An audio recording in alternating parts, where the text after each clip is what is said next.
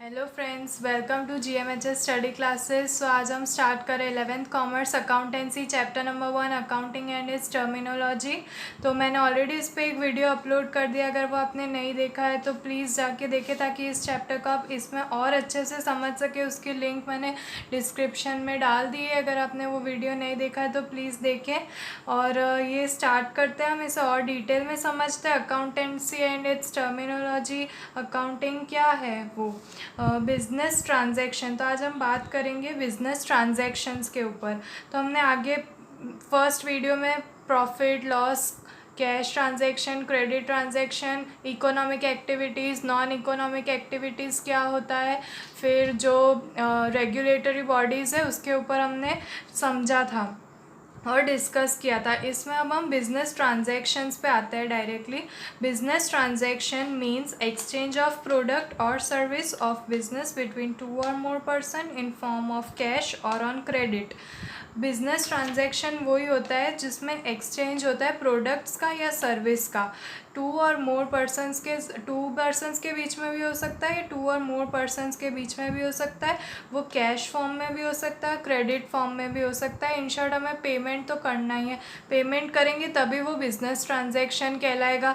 जैसे कि अगर कैश में पेमेंट किया मतलब ऑन द स्पॉट हमने उसे कैश पे कर दिया है, और एल्स हमें क्रेडिट में पेमेंट किया मतलब बाद में हम उसका पेमेंट करने वाले हैं। मतलब पेमेंट तो करना ही है, अभी करो या बाद में करेंगे, ठीक है। और बिज़नेस ट्रांजैक्शन में एक्सचेंज हमने किया है, प्रोडक्ट किया है एक्सचेंज या फिर सर्विस को एक्सचेंज किया है। प्रोडक्ट एक्सचेंज किया है मतलब हमने कुछ चीज़ खरीदी है या किसी को कुछ चीज़ सोल्ड की है, सेल किया है, तो वो प्रोडक्ट के बारे में हो गया। अब सर्विस को हम एक्सचेंज कैसे करते हैं, जैसे कि आपका कोई बिज़नेस है, आपने वर्कर्स को वहाँ पे एम्प्लॉय किया है, वर्कर्स वहाँ पे काम कर रहे हैं, तो आप उनसे सर्विस ले रहे हैं कुछ और उसके बदले में उन्हें पैसे पे कर रहे हैं, उन्हें कुछ अमाउंट पे कर रहे हैं, सैलरी पे कर रहे हैं, उसे कहते हैं उनसे सर्विस ली है हमने और उसके ऊपर हम उन्हें पेमेंट करें। आप जैसे कभी ट्यूशन्स पढ़ने जाते हैं तो वहाँ पे आप सर्विस ले रहे हैं, ठीक है, एजुकेशन गेन कर रहे हैं, उसके बदले में आप टीचर को वहाँ पे पेमेंट देते हैं, उनकी फ़ीस पे करते हैं, वो सब सर्विसेज में आता है। तो वो भी बिज़नेस ही हुआ जिसके बदले में हमने एक सर्विस ली और पेमेंट किया, और या फिर कोई प्रोडक्ट को सेल किया है या किसी प्रोडक्ट को ख़रीदा है, एक्सचेंज ऑफ मनी किया है वहाँ पे, तो वो सब बिज़नेस ट्रांजैक्शंस में आता है। और इसे डिटेल में समझने के लिए और आगे और भी आप ऐसे कुछ वर्ड्स हैं जिससे फैमिलियर नहीं होंगे, वो सब हम आगे समझ लेते हैं। तो अब हम आज समझ रहे हैं कैपिटल। कैपिटल क्या होता है टॉपिक, ये बहुत ही इम्पॉर्टेंट टॉपिक है आपकी अकाउंटेंसी में। आगे ये वर्ड्स बहुत बार यूज़ होगा और ये मेन कंसेप्ट है कैपिटल। तो an investment made by owner to commence the business is known as capital. जो इन्वेस्टमेंट ओनर करता है, commence a business is known, to commence a business is known as capital. Investment का मतलब आपको पता होगा, ओनर पता होगा, बिजनेस पता होगा। कैपिटल और कमेंस ये दो वर्ड्स आपको नए लग रहे होंगे। तो कमेंस का मतलब होता है स्टार्ट करना। एक बिज़नेस स्टार्ट करने के लिए उसने कैपिटल का इन्वेस्टमेंट किया है अपने बिज़नेस के अंदर। जो भी इन्वेस्टमेंट वो करता है एक बिज़नेस स्टार्ट करने के लिए उसे कैपिटल कहते हैं। तो यहाँ पे कैपिटल का मतलब अब आपको समझ आ गया होगा। अब एक एग्जांपल से इसे समझ लेते हैं। To commence a business owner has brought ₹10,000 cash, furniture of ₹6,000 and goods of ₹8,000। Commence a business मतलब स्टार्ट करने के लिए। कमेंस का मतलब क्या होता है, स्टार्ट करने के लिए बिज़नेस ओनर ने क्या लाया है अपने बिज़नेस के अंदर, 10,000 रुपीज़ का कैश लाया। अब हम देखते हैं कभी भी कोई बिज़नेस स्टार्ट करना हो तो पहले उसमें कुछ पैसे इन्वेस्ट करने पड़ते हैं, हम उसमें कैश डालते हैं। तो यहाँ पे जो ओनर है उसने 10,000 रुपीज़ कैश अपने बिज़नेस में डाले हैं। फिर फर्नीचर जो लगा होगा वहाँ पे, जो रैंक्स उसने डाली होगी, कुछ कबर्ड्स उसने बनाए होंगे, तो वो फर्नीचर के लिए उसने 6,000 रुपीज़ इन्वेस्ट किए हैं। गुड्स, जो भी गुड्स वहाँ पे जो भी सामान उसने यूज़ किया होगा अंदर वो 8,000 रुपीज़ का था। तो यहाँ पे आप बताइए मुझे कि कैपिटल उसने कितना इन्वेस्ट किया। मतलब सब चीज़ हमें रुपीज़ में दी गई है। जैसे फर्नीचर की वैल्यू हमने रुपीज़ में ले ली है 6,000, गुड्स की वैल्यू हमने रुपीज़ में ली होती है 8,000, और कैश तो 10,000 रुपीज़ में दिया हुआ ही है। तो यहाँ पे जो भी कैपिटल का मतलब ये होता है कि जो भी इन्वेस्टमेंट करते हैं आप, जैसे फर्नीचर हो, गुड्स हो या मशीनरी हो, जो भी चीज़ आप इन्वेस्ट करते हैं उसकी मॉनेटरी वैल्यू, उसके मनी की वैल्यू, मतलब रुपीज़ में हमें उसकी वैल्यू पता होनी चाहिए कि उसने कितना इन्वेस्ट किया है अपने बिजनेस के अंदर। तो यहाँ पे आप बताइए कि कैपिटल कितना हुआ उसका। कैपिटल मतलब यहाँ पे फिर से देख लीजिए, जो इन्वेस्टमेंट उसने किया है अपने बिजनेस को स्टार्ट करने के लिए वो कितने रुपीज़ का यहाँ पे इन्वेस्टमेंट किया है उसने। तो देखिए फर्स्ट जो कैश उसने इन्वेस्ट किया 10,000 प्लस फर्नीचर 6,000, मतलब हो गया 16,000, और गुड्स 8,000 के उसने और ऐड किए, मतलब कितने हो गए रुपीज़ 24,000 का उसने इन्वेस्टमेंट किया है अपने बिजनेस में, एक अपना बिजनेस स्टार्ट किया है।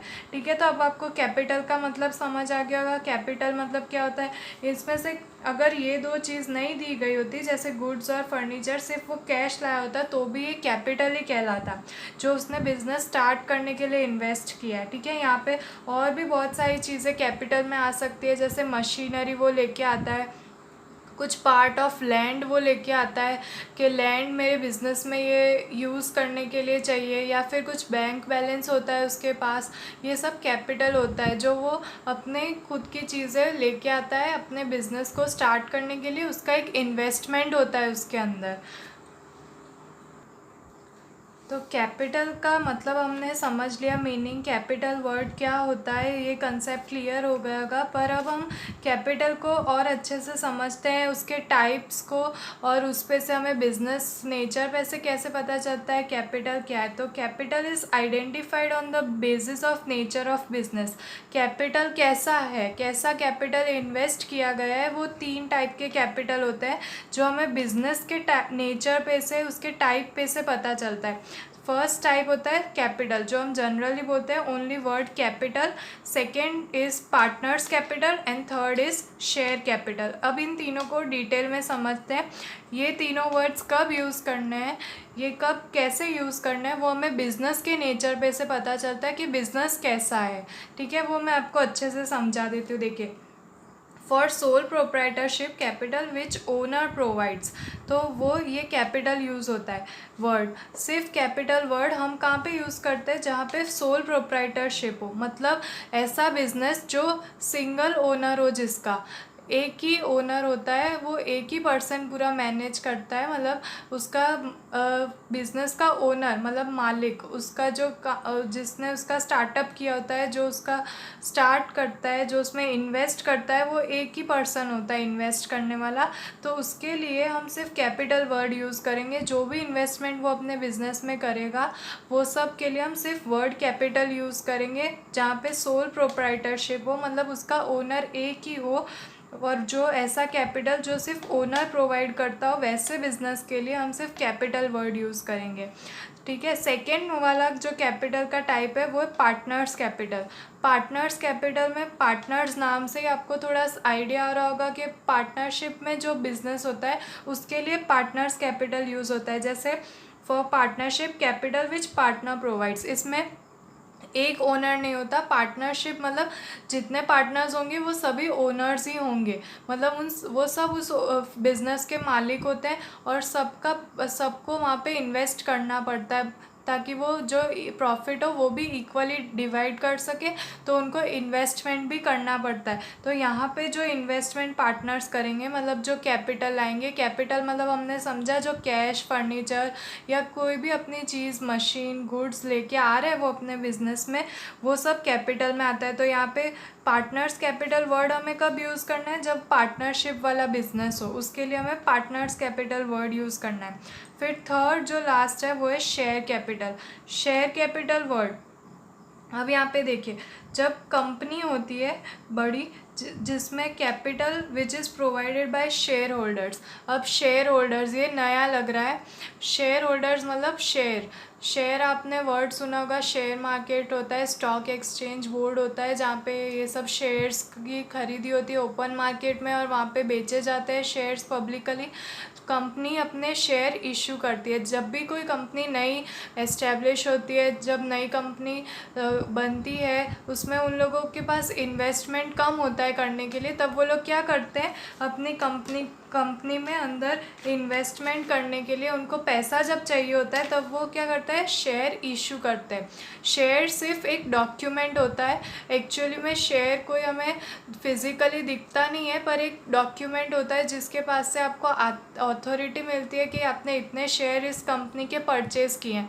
जो शेयर मार्केट आप न्यूज़ चैनल्स पे आपने देखा होगा, बॉम्बे स्टॉक एक्सचेंज जो बॉम्बे में बिल्डिंग है शेयर मार्केट की, उसमें एक्चुअली होता ये है कि वो लोग सिर्फ कंप्यूटर पे ऑपरेट करते हैं कि किस कंपनी ने कितने शेयर इशू किए।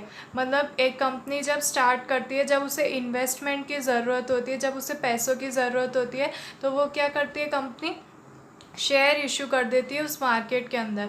फिर उसकी एक वैल्यू डिसाइड होती है कि इतने रुपए का एक शेयर्स होगा। अब जैसे आपने 5000 शेयर्स खरीदे और एक शेयर की वैल्यू 10 रुपीज़ थी, मतलब आपने 50,000 रुपीज़ वहाँ पे इन्वेस्ट कर दिए कंपनी में और 5,000 रुपीज़ के 5,000 शेयर्स आपने ख़रीद लिए 50,000 रुपीज़ में। अब जो शेयर्स आपने ख़रीदे हैं वो आपके पास एक आपकी असेट हो गई है। असेट मतलब आपकी वो प्रॉपर्टी हो गई है शेयर्स। मतलब अब आपको क्या, आपको प्रॉफिट कैसे होगा वो शेयर्स पे, और कंपनी को क्या प्रॉफिट हुआ, तो कंपनी को ये प्रॉफिट हुआ कि आपने जैसे 50,000 इन्वेस्ट कर दिए 5,000 शेयर्स के लिए, वैसे ही और भी लोगों ने इन्वेस्ट किए होंगे, तो कंपनी के पास बहुत बड़ी अमाउंट आ गई होगी और उन्होंने आपको शेयर्स दिए। पर आपको क्या फ़ायदा हुआ, आपको ये फ़ायदा होगा कि जब वो कंपनी के पास आपके इन्वेस्टमेंट जो आपने मनी इन्वेस्ट किया है, अब वो पैसे कंपनी और कहीं इन्वेस्ट करेगी अपने बिज़नेस में, अपने बिज़नेस को बढ़ाएगी, अपने प्रोडक्ट्स को अच्छा बनाएगी और उसकी मार्केटिंग करेगी, बेचेगी। उसमें से जो प्रॉफिट होगा वो प्रॉफिट वो बढ़ा के शेयर होल्डर्स को भी देते हैं। जैसे आपने 10 रुपीज़ में शेयर ख़रीदा, उसके बाद वो प्रॉफिट ऐड करके उसकी वैल्यू 12 रुपीज़ कर देंगे, तब आप अपने शेयर्स बेच सकते हो और आपको हर शेयर्स के पीछे 2 रुपीज़ का प्रॉफिट हो जाएगा। मतलब आपने 10 रुपीज़ में ख़रीदे थे और 12 में बेच दिए।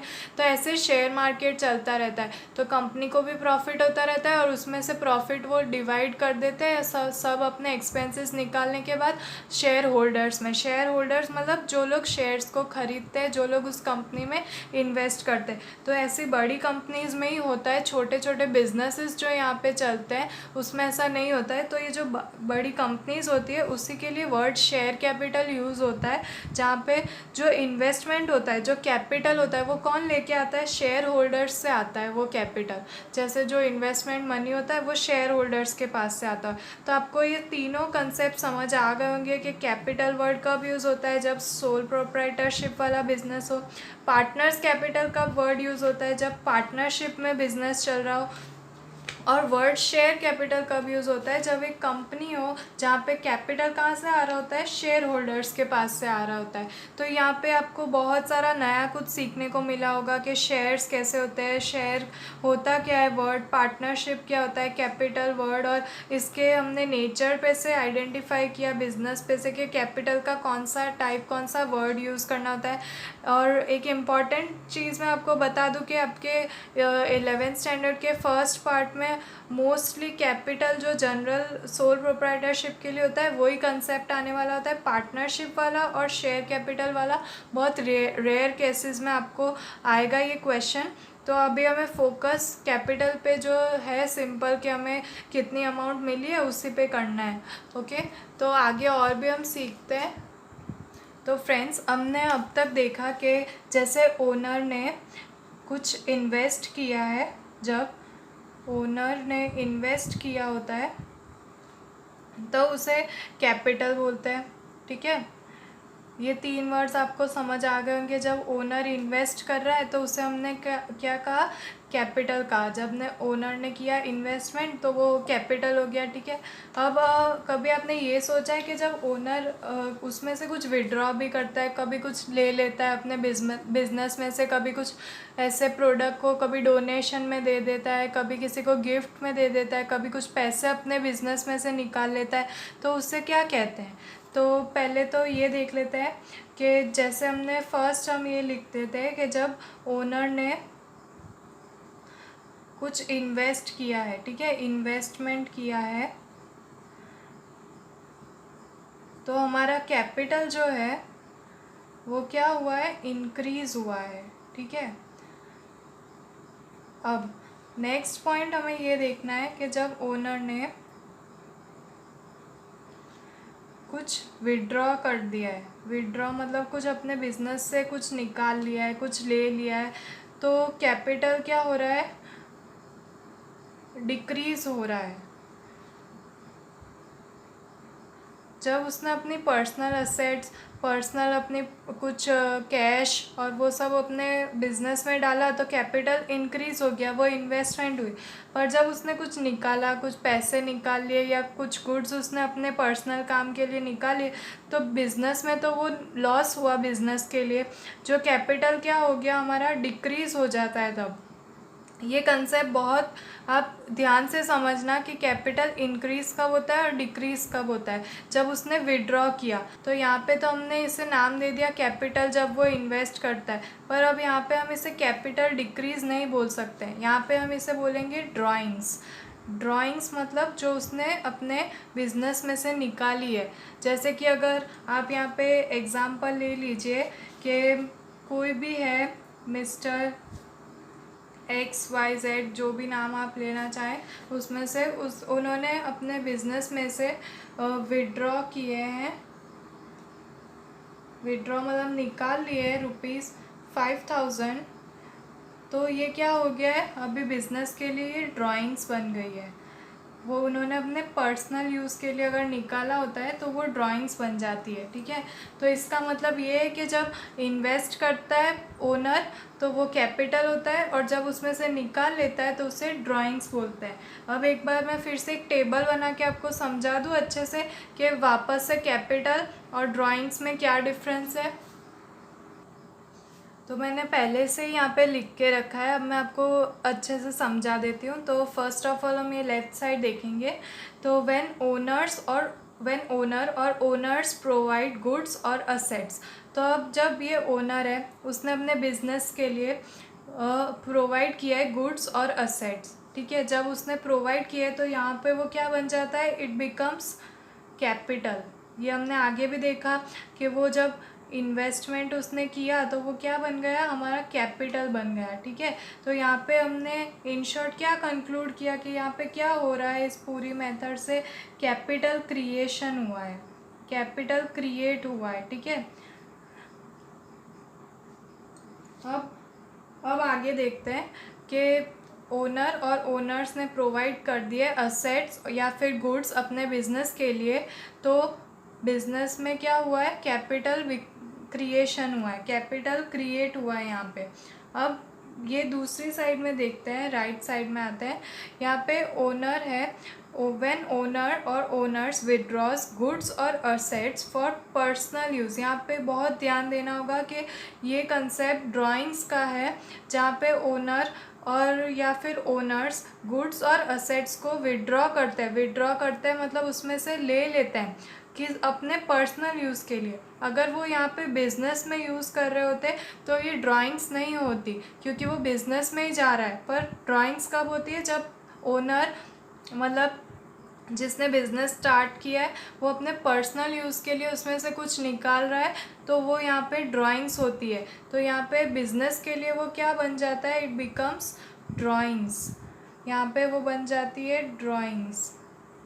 तो अब आपको अच्छे से पता चल गया होगा ड्राइंग्स और कैपिटल का डिफरेंस क्या है। तो यहाँ पे हमने क्या देखा कि यहाँ पे किस चीज़ का क्रिएशन हुआ है? तो यहाँ पे ड्राइंग्स क्रिएशन हुआ है, ठीक है। मतलब विड्रॉ किया उसने पर्सनल यूज़ के लिए तो ड्राइंग्स क्रिएट हो गई है, यहाँ पे ड्राइंग्स क्रिएशन हुआ है। तो ये आपको पता चल गया होगा कि कैपिटल क्रिएशन कब होता है, ड्राइंग्स क्रिएशन कब होता है। यहाँ पे ओनर और ओनर्स लिखा है। ओनर और ओनर्स मतलब एक भी हो सकते हैं और एक से ज़्यादा भी हो सकता है, मतलब पार्टनरशिप में भी हो सकता है, बड़ी कंपनी भी हो सकती है। पर जो भी ओनर होंगे वो अपने पर्सनल यूज़ के लिए निकालेंगे, भले वो एक हो या एक से ज़्यादा हो, तो भी वो ड्राइंग्स ही होगी। और जब भी वो अपने इन्वेस्टमेंट करते हैं तो बिज़नेस के लिए वो कैपिटल ही होगा। सो फ्रेंड्स, आज हमने इस वीडियो में ये 3 टॉपिक समझे थे। बिजनेस ट्रांजैक्शंस क्या होता है वो, कैपिटल और उसके टाइप समझे थे, और ड्राइंग समझा था। तो ये तीनों टॉपिक में से आपको अभी भी कोई कन्फ्यूजन, कोई क्वेरी या कोई डिफ़िकल्टी आ रही हो आपको इस तीनों टॉपिक में से, तो प्लीज़ मुझे कमेंट करके समझाएं या फिर मेरे इंस्टाग्राम अकाउंट पे डीएम करके बताएं, जिसकी लिंक मैंने डिस्क्रिप्शन में डाल दी है। और ये पूरा वीडियो मेरा बेस्ड था चैप्टर नंबर 1 पे। आपका चैप्टर नंबर 1 पूरा थियोरिकल बेस है, थियोरी आएगी उसमें से एग्ज़ाम में, जो क्वेश्चन आंसर्स भी हो सकते हैं, एमसीक्यूज़ भी हो सकते हैं। तो ये सब आपको समझना बहुत ही इम्पॉर्टेंट है आप लोगों के लिए, क्योंकि ये जो मैंने सब समझाया है वो आप अपने ओन वर्ड्स में आंसर्स में लिख सकते हैं। ये सब क्वेश्चन में आ सकता है, कैपिटल क्या होता है, ड्राइंग्स क्या होती है, वो सब आ सकता है। तो अभी ये चैप्टर बाकी है, कुछ और टॉपिक समझने बाकी है, जिसका पार्ट मैं नेक्स्ट वीडियो में अपलोड करने वाली हूँ। तो मिलते हैं हमारे नेक्स्ट वीडियो में। Thank you.